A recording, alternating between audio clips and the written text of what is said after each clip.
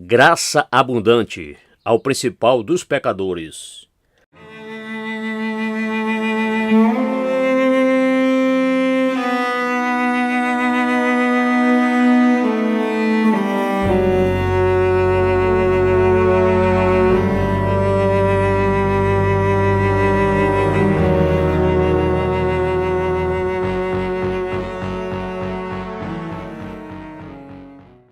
Capítulo 7. Angústia do coração e da mente. Depois destas coisas, comecei a considerar o pecado que Pedro cometeu ao negar seu mestre. De tantos exemplos que pude achar, esse era o que mais se aproximava de meu pecado, uma vez que ele havia negado seu Salvador, como eu neguei, depois de ter recebido luz e misericórdia, e também depois de ter sido avisado. Além disso, considerei que Pedro o fez uma vez e o repetiu duas, ainda que teve tempo para pensar entre cada ato de negação.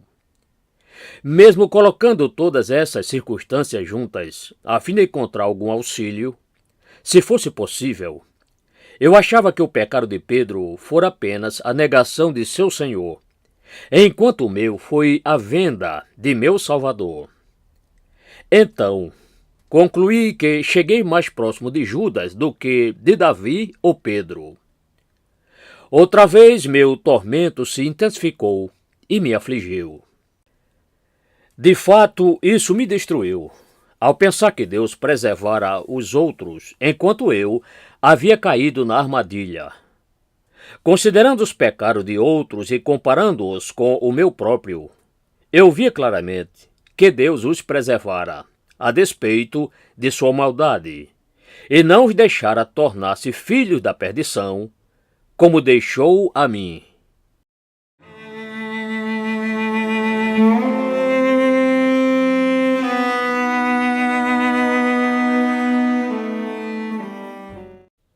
O favor de Deus, a maior das bênçãos. Como agora eu estimava a preservação com que Deus abençoou seu povo. Com que segurança caminhavam aqueles a quem Deus cercava. Eles estavam sob o seu cuidado, proteção e providência especial, ainda que fossem, por natureza, tão pecadores quanto eu.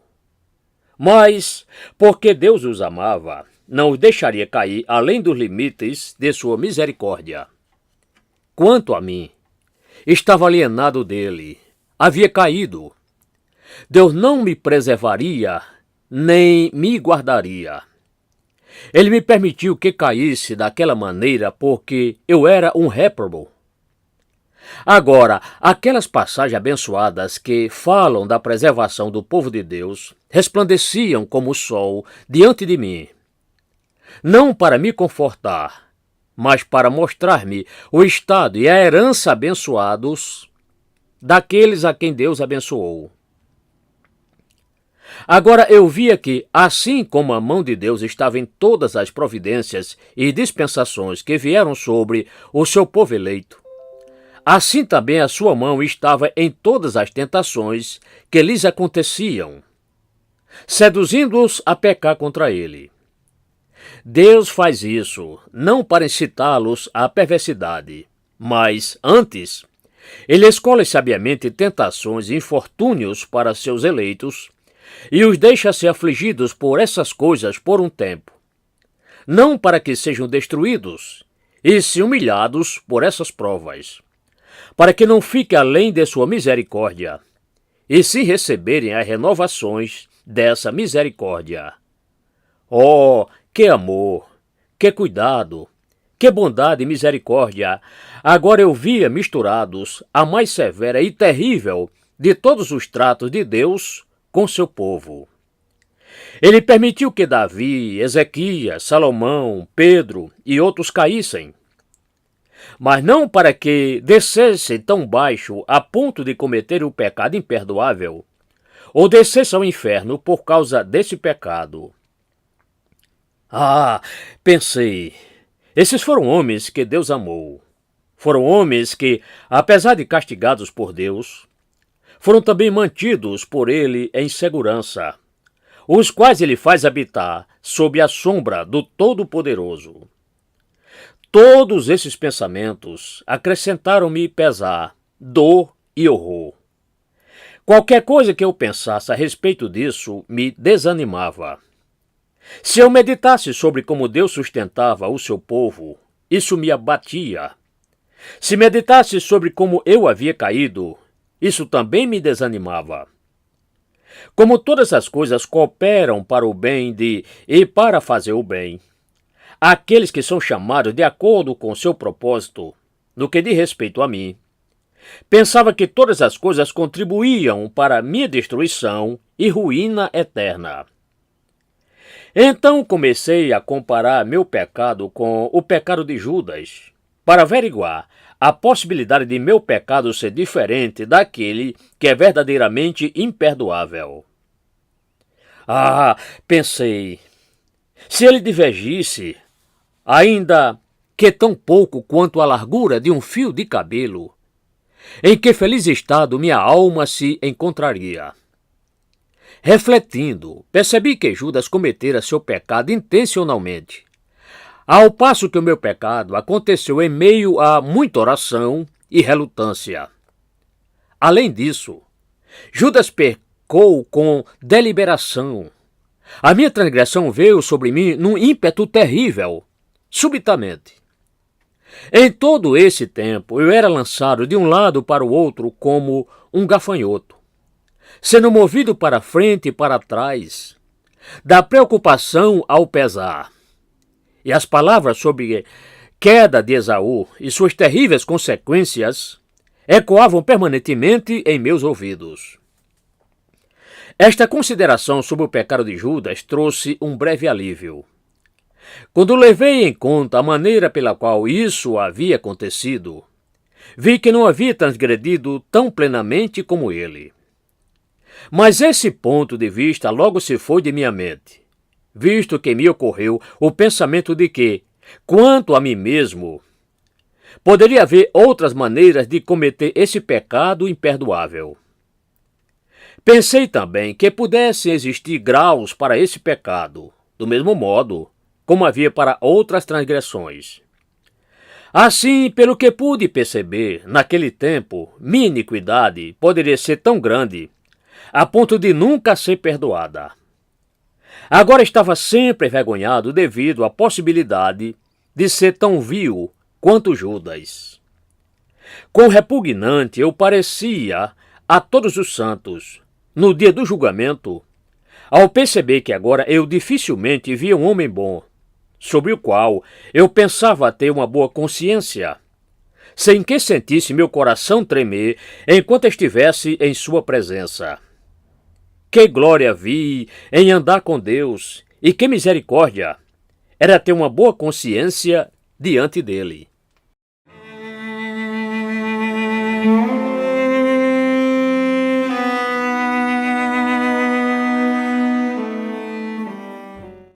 Extremamente afligido.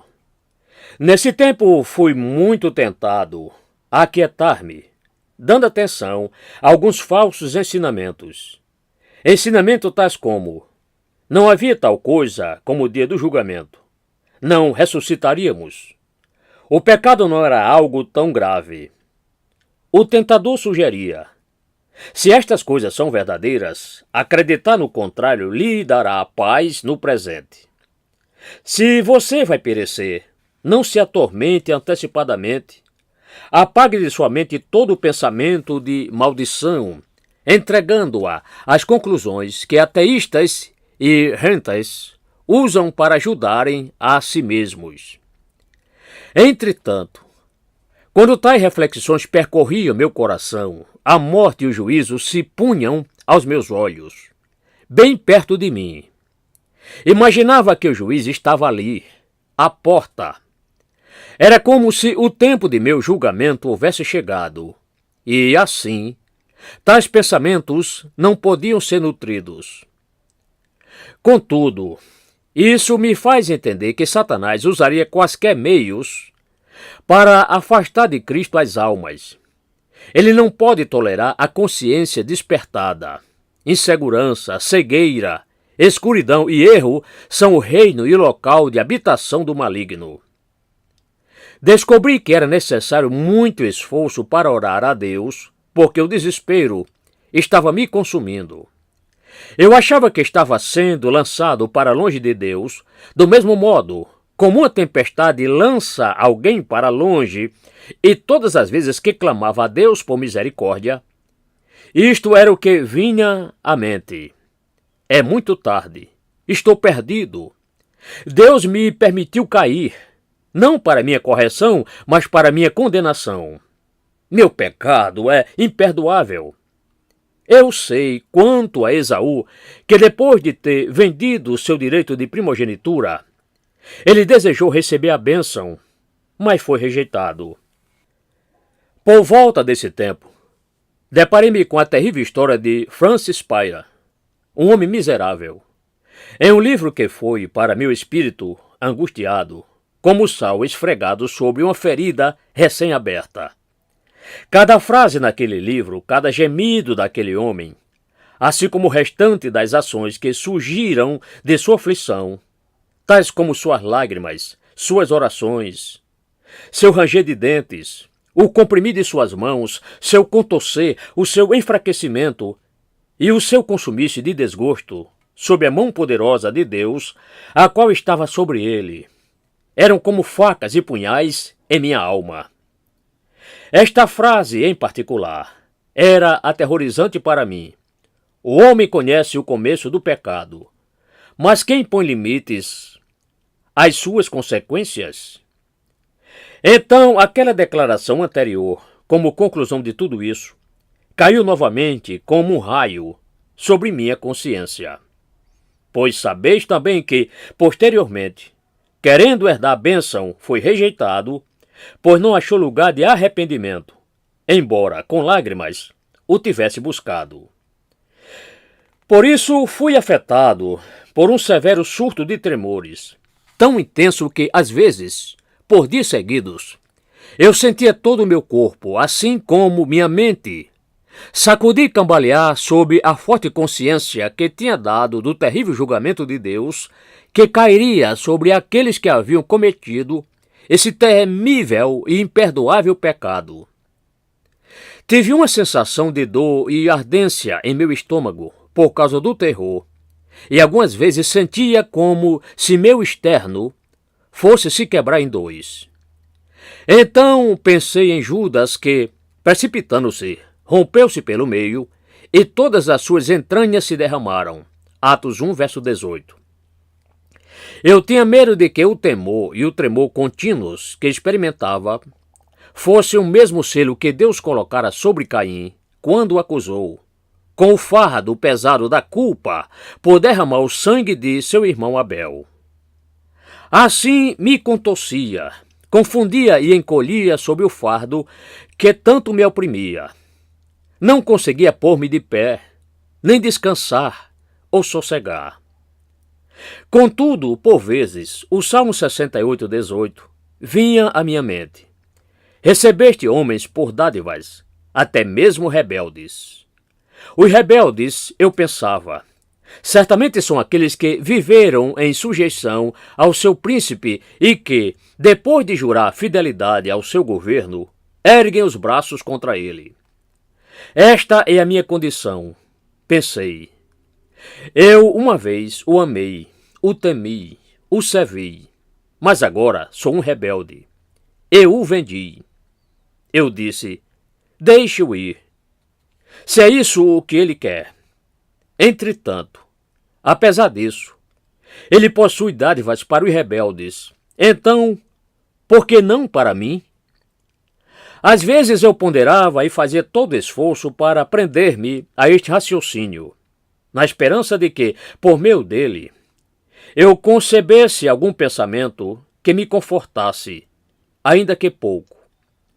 Mas eu não conseguia realizar esse desejo, pois era afastado dele.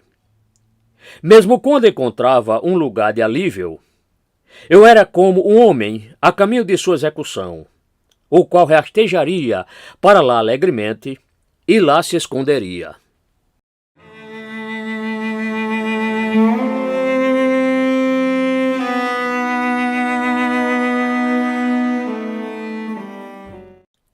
A agonia da mente.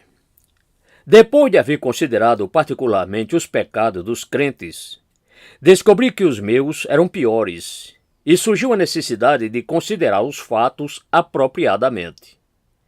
Eu juntaria todos os seus pecados e os compararia com os meus. Isso não me traria encorajamento? Pois, se os meus pecados, apesar de maiores do que os de uma pessoa qualquer, são iguais a todos os outros juntos, então há esperança. Pois o sangue, que possui virtude para purificar todos os pecados deles, deve ter virtude suficiente para purificar os meus, ainda que fossem tão grandes, se não até maiores, do que todos os pecados dos outros juntos. Então, considerei de novo o pecado de Davi, de Salomão, de Manassés, de Pedro e dos demais grandes transgressores, e me empenhei, dentro da razão, por fazê-los piores e mais evidentes, usando diversas circunstâncias. Dizia a mim mesmo que Davi derramou sangue para encobrir seu adultério, e pela espada dos filhos de Amon, um feito que não teria sido realizado sem um astuto planejamento, o que agravou o seu pecado. Contudo, isso se voltava contra mim e me atacava. Mas esses foram meros pecados contra a lei, pelos quais Jesus foi enviado como Salvador. O seu pecado é contra o Salvador. E quem o salvaria disso? Pensei em Salomão e em como ele pecou, amando mulheres que não pertenciam ao seu povo, abandonando o seu Deus por causa dos ídolos delas e construindo-lhes templos, não obstante houvesse sido iluminado. Salomão fez tudo isto quando tinha idade avançada, após ter recebido grande misericórdia. Mas a mesma conclusão que surgiu para me confrontar em minha deliberação anterior confrontou-me novamente. Isto é, esses eram apenas pecados contra a lei, para os quais Deus providenciou um remédio. Mas eu havia vendido o meu Salvador, e já não restava sacrifício pelo pecado. Então adicionei aos pecados desses homens os pecados de Manassés, como ele havia edificado altares para ídolos na casa do Senhor. Ele também observava tempos e estações, usava feitiços, relacionava-se com feiticeiros. Era ele mesmo feiticeiro e médium. Queimou seus filhos em sacrifício a demônios e encheu a rua de Jerusalém do sangue de inocentes. Estes, pensei, são grandes pecados, vermelhos como o carmesim. Mas estas palavras voltariam a mim, me atacariam novamente. Nenhum desses pecados possui a mesma natureza do seu. Você se apartou de Jesus. Você vendeu o seu Salvador. Esta consideração por si sempre me abatia. Meu pecado fora diretamente contra o meu Salvador, com tão grande magnitude, que disse em meu coração: deixe-o ir, se é isso que ele quer. Pareceu-me que esse pecado era maior que os pecados de um país, de um reino, do mundo inteiro. Não um pecado perdoável, nem todos os pecados perdoáveis juntos se igualavam ao meu. O meu superava a todos. Agora via minha alma fugindo de Deus, como da face de um terrível juiz. Porém, meu tormento era a impossibilidade de escapar de sua mão. Horrível coisa é cair nas mãos do Deus vivo. Hebreus 10, 31. Mas bendita seja a sua graça, pois, mesmo enquanto eu fugia, este versículo bradava como que me buscando: desfaça as tuas transgressões como a névoa e os teus pecados como a nuvem. Torna-te para mim, porque eu te remi. Isaías 44, 22. Este versículo vinha à minha mente enquanto eu fugia da presença de Deus. De certo, eu fugia dele. Isto é, Minha mente e meu espírito fugiam de sua presença por causa de sua impressionante majestade, que eu não podia suportar. Então o texto bradava: torna-te para mim. Ele clamava com força: torna-te para mim, porque eu te remi. De fato, isso me fazia parar momentaneamente e olhar para trás, por sobre meus ombros, tentando perceber o Deus da graça a me seguir com perdão em suas mãos. Quando eu fazia esse movimento, tudo se cobria de nuvens e escurecia novamente, pela ação destas palavras: pois sabeis também que, posteriormente, querendo herdar a bênção, não achou lugar de arrependimento, embora com lágrimas o tivesse buscado. Então, não conseguia parar, mas fugia, apesar de, por vezes, ouvir a voz: torna-te, torna-te, como se estivesse me chamando. Mas tinha medo de render-me a um chamado que não viesse de Deus, uma vez que outra passagem, como disse, ainda soava em minha consciência. Pois sabeis também que, posteriormente, querendo herdar a bênção, foi rejeitado.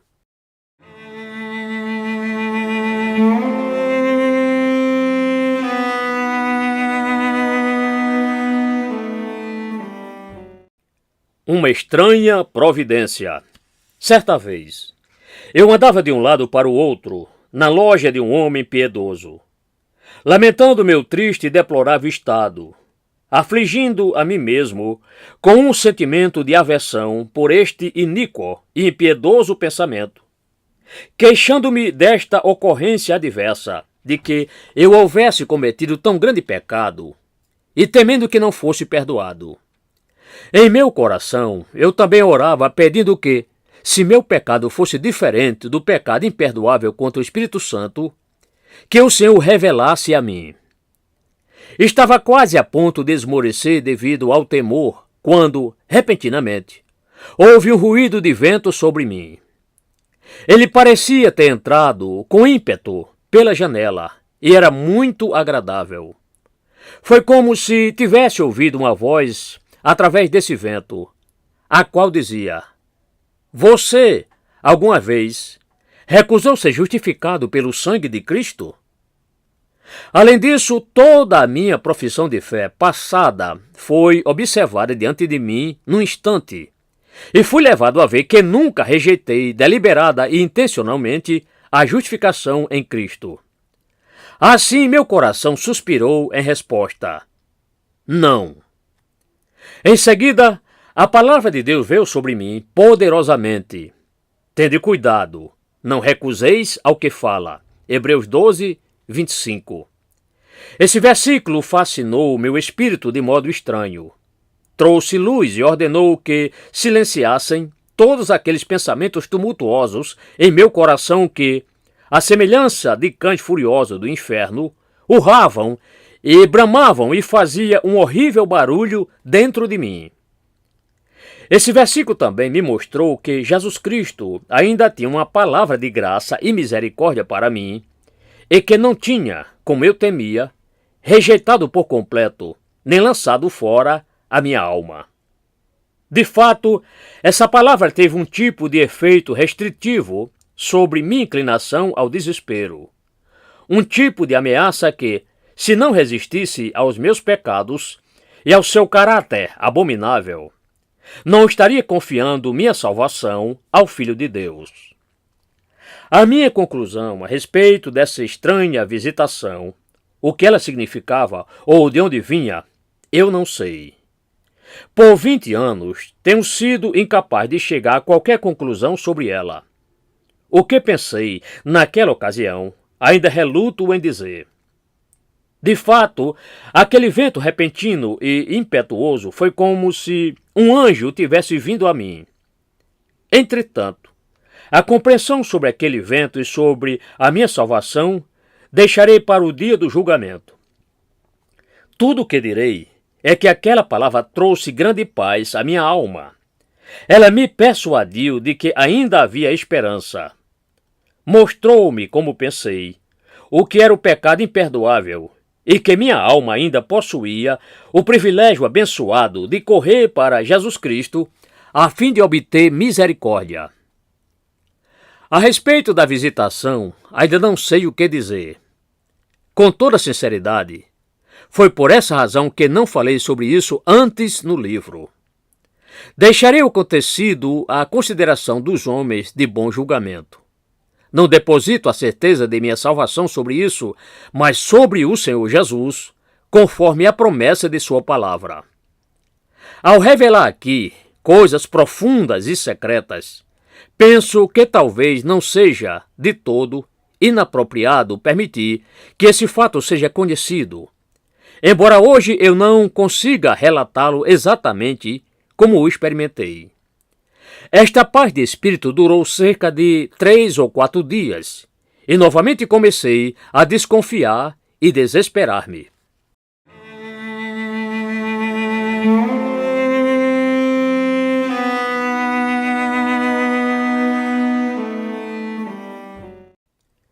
Em estado de tormento. Portanto, minha vida ainda era incerta para mim. Eu não sabia que caminho devia tomar. O único desejo de minha alma era o de lançar-se aos pés da graça em oração e súplica. Ah, como era difícil para mim ter coragem para orar a Cristo por misericórdia, aquele contra quem eu havia pecado horrivelmente. Foi difícil me dispor a contemplar o rosto daquele contra quem eu tanto havia pecado. De fato, achava mais difícil ir a Deus em oração, depois de ter apostatado dele, do que qualquer outra coisa. Oh, que vergonha senti! Especialmente ao pensar que começaria a orar por misericórdia aquele que eu tivera em pouca estima instantes atrás. Estava envergonhado e até confuso, porque esse mal tinha sido causado por mim. Mas vi que só dispunha de um caminho. Eu devia ir a ele, humilhar-me em sua presença e implorar que ele, em sua maravilhosa misericórdia, tivesse compaixão de mim e misericórdia de minha miserável alma pecadora. Quando o tentador percebeu isso, sugeriu-me fortemente que não orasse a Deus, uma vez que oração não era para alguém em meu estado, nem me faria bem algum, porque eu havia rejeitado o mediador por meio do qual todas as orações têm aceitação diante de Deus, o Pai, e sem o qual nenhuma oração chegaria à sua presença. Orar agora é apenas acumular mais pecado, a este grande pecado. Orar agora, vendo que Deus o rejeitou, é a próxima coisa a despertar sua ira e ofendê-lo mais que antes. Como Deus diz, Ele está fatigado de você todos estes anos, porque você não pertence a Ele. Seus berros nos ouvidos dele não lhe têm sido agradáveis. Logo, ele permitiu que você cometesse este pecado, para que seja lançado fora completamente. E você ainda vai orar? O diabo incitou-me a pensar assim e trouxe a mim aquela passagem de Números, na qual Moisés disse aos filhos de Israel que, por não terem eles tomado posse da terra prometida, quando Deus lhes ordenou que o fizessem, Ele os privaria dela para sempre, mesmo tendo eles orado com lágrimas para que pudessem entrar na terra. Números capítulo 14, versos 36 a 45. Como diz outro versículo, se alguém vier maliciosamente contra o próximo, matando-o à traição, tirá-lo-ás até mesmo do meu altar, para que morra. Êxodo 21, 14. Como fez Salomão a Joabe, quando este pensava ter achado abrigo no tabernáculo. 1 Reis 2, versos 28 a 34. O aguilhão desses versos era afiado, e, como estava desesperado, pensei comigo, só me resta morrer. E se tem de ser assim, um dia será dito que morri aos pés de Cristo em oração. Eu pensava assim, Deus o sabe, mas com grande dificuldade, porque tanto este como aquele versículo sobre Esaú ainda estavam diante de meu coração, como uma espada flamejante, para guardar o caminho da árvore da vida, para que eu não comesse dela e vivesse. Oh, quem sabe o quão difícil foi vir a Deus em oração? Também desejei que o povo de Deus orasse por mim, mas temi que Deus não lhe desse desejo de fazê-lo. De fato, tremi em minha alma ao pensar que, em breve, um ou outro dos filhos de Deus me diria que ele lhes dissera as mesmas palavras que uma vez falou ao profeta, com relação aos filhos de Israel. Tu, pois, não ores por este povo, porque não os ouvirei. Jeremias 11, verso 14. Não ores por ele, pois eu rejeitei. Pensei que ele já tivesse sussurrado isso para alguns deles, e que não apenas ousavam contar-me. Nem eu ousava perguntar-lhes, pois se fosse verdade, eu ficaria arrasado. O homem conhece o início do pecado, disse Spira, mas quem põe limites às suas consequências? Nesse período, tive a oportunidade de abrir meu coração a uma pessoa que era cristã havia muitos anos e contei-lhes todas as minhas aflições espirituais. Disse-lhe que temia haver pecado contra o Espírito Santo, e ele me disse que também pensava que eu tinha feito. Com relação a isso, portanto, não recebi nada além de um falso conforto. Contudo, quando falei um pouco mais com ele, descobri que, apesar de ser um bom homem, ele não possuía a experiência de muitas lutas com o maligno. Assim, recorri a Deus novamente, da melhor maneira que pude, suplicando sua misericórdia. O tentador começou a zombar de minha miséria, dizendo que, desde que eu havia rompido com o Senhor Jesus desta maneira, e provocar o desgosto no único que poderia permanecer entre minha alma e a chama do fogo devorador, só havia um caminho diante de mim, o qual consistia em orar para que Deus Pai fosse o mediador entre seu filho e eu, para que ele fosse reconciliado novamente e, nele, eu tivesse aquele sagrado benefício que os santos desfrutam. Então, a seguinte passagem das Escrituras prendeu minha atenção. Se ele resolveu alguma coisa, quem o pode dissuadir? Oh, então vi que era mais fácil persuadi-lo a fazer uma nova aliança ou uma nova Bíblia, além da que já temos, do que orar por tal coisa. Fazer isso seria tentar persuadi-lo de que aquilo que ele já fizera era tolice e que ele deveria alterar, deveras anular, todo o plano de salvação. Este versículo arrasou minha alma. E não há salvação em nenhum outro, porque abaixo do céu não existe nenhum outro nome dado entre os homens, pelo qual importa que sejamos salvos. Atos 4, verso 12. Agora, as mais livres, completas e graciosas palavras do Evangelho eram os maiores tormentos para mim. De fato, nada me afligia tanto como o pensar em Jesus Cristo, a lembrança de um Salvador, porque eu o havia rejeitado e trazido à mente o mal do meu pecado e o meu prejuízo. Nada causava mais remorso do que isso.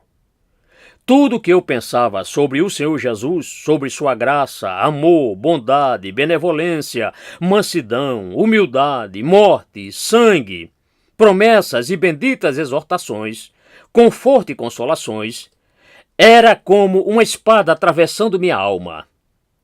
Além disso, em todas as minhas reflexões sobre o Senhor Jesus, estes pensamentos tomavam lugar em meu coração.